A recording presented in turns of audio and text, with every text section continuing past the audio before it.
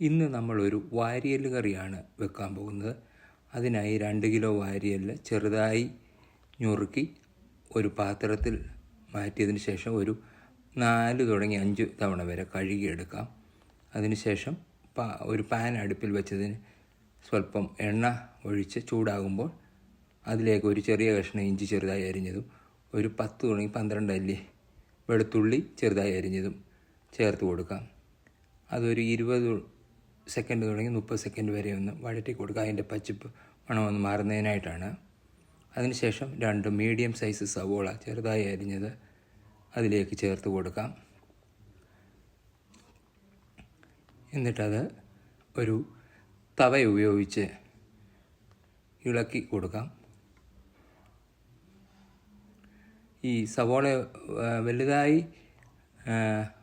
Fry ഒന്നും ആകണ്ട, ഒരു medium fry ആയാൽ മാത്രം മതി. അതിനുശേഷം നമ്മളൊരു ബേ ലീവ്സ് മുറിച്ചിട്ട് കൊടുക്കുന്നുണ്ട്. അതിനുശേഷം 2 തണ്ട് കറിവേപ്പില ചേർത്ത് കൊടുത്തു. ഇതൊന്ന് ഇളക്കി കൊടുക്കാം.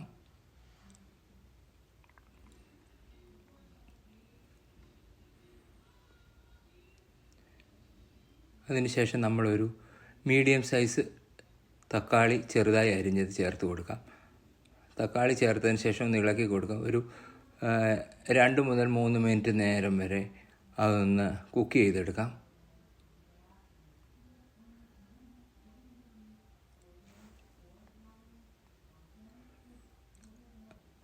അതിന് ശേഷം നമുക്ക് പൊടികൾ ചേർക്കാം.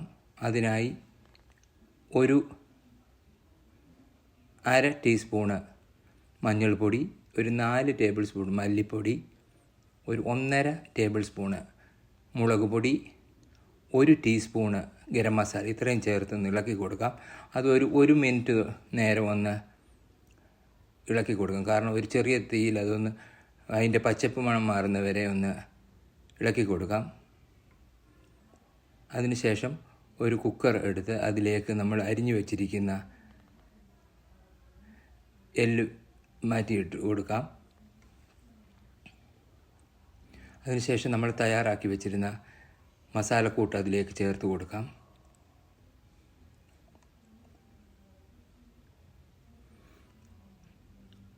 അതിനുശേഷം ഒരു തണ്ട് കറിവേപ്പില ചേർത്ത് കൊടുക്കാം. 1 ടേബിൾ സ്പൂണ് ഉപ്പ് ചേർത്ത് കൊടുത്തിട്ടുണ്ട്. നിങ്ങളുടെ ആവശ്യമനുസരിച്ച് നിങ്ങൾ ഉപ്പ് ചേർത്താൽ മതി. ഞാനിതിന് 1 ടേബിൾ സ്പൂൺ ഉപ്പാണ് ചേർത്തിരിക്കുന്നത്. ഇതെല്ലാം കൂടെ ഒന്ന് ഇളക്കി മിക്സാക്കി എടുക്കാം. അതിനുശേഷം അടുപ്പ് ഓണാക്കി കുക്കർ അടുപ്പിൽ വെച്ചതിന് ശേഷം അത് അടച്ചു വെക്കാം. ഒരു 5 തുടങ്ങി 6 വിസിൽ വരെ ഇത് വേവിച്ചെടുക്കാം.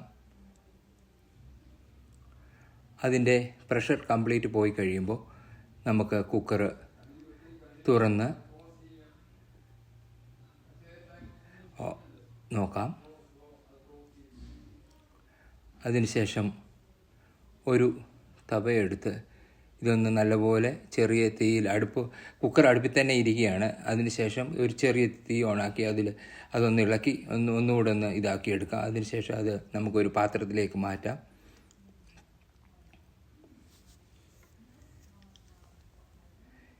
ഇന്ന് ഞാനിത് ഒരു കപ്പയുടെ കൂടെയാണ് ഇത് കഴിക്കാൻ ഞാൻ ആഗ്രഹിക്കുന്നത്. അതിനായി ഞാനതൊരു കപ്പയുടെ കൂടെ മാറ്റി കഴിക്കുവാനായി എടുത്തിട്ടുണ്ട്.